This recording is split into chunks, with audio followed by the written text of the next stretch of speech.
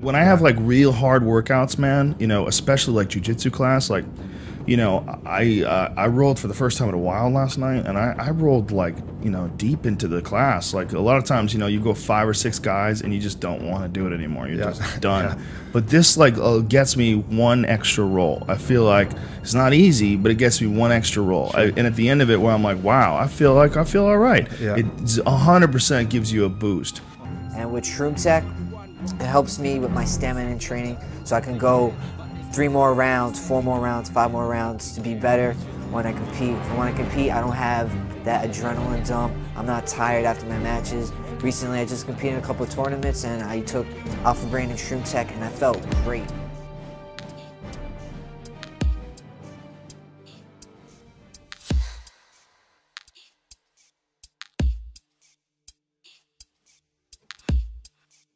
And the oxygen utilization is another really cool thing, and that's very easy to test actually, because you can actually take a mask, and the oxygen level is normally 20%, and you breathe it out at 13%, and then you put the mask on, and after taking cordyceps for 2 weeks, you'll come out, and the oxygen you intake is still at 20%, but you're breathing out at 8%, which was one of the studies that they showed. So that's a 50% increase.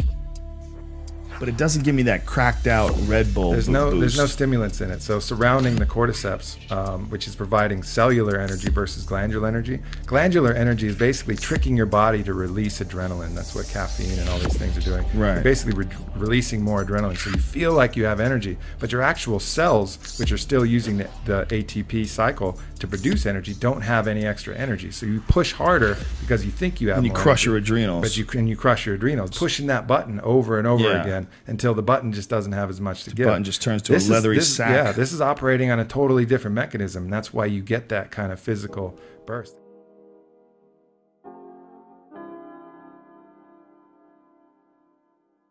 Is there B12 in that too? There is. How much B12? Methylcobalamin, there's like 2,000 micrograms in there. That's so a good lot. amount. But the methylcobalamin is a different type of B12 than the cyanocobalamin.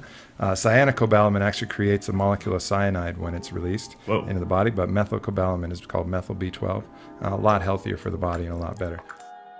And the cordyceps mushroom was first used by Chinese athletes? Is that who they figured it out first? Yeah, first used by Chinese, but they figured it out 2,000 years ago. Cordyceps, you know, the herd's been in northern Tibet and China. They're in extremely high altitudes, and now up there in those altitudes, the herds and the people get very sluggish. And they noticed that when a certain type of mushroom was available and on the ground, and the herds would eat it, the herds would become particularly active, and they would be moving around. They'd have more endurance. They'd be able to push them harder, and they'd be playing more.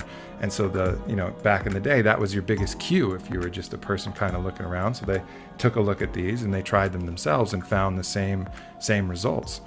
And so the first people to discover it in form of like real athletic competition was Coach Ma and the Chinese Olympic team.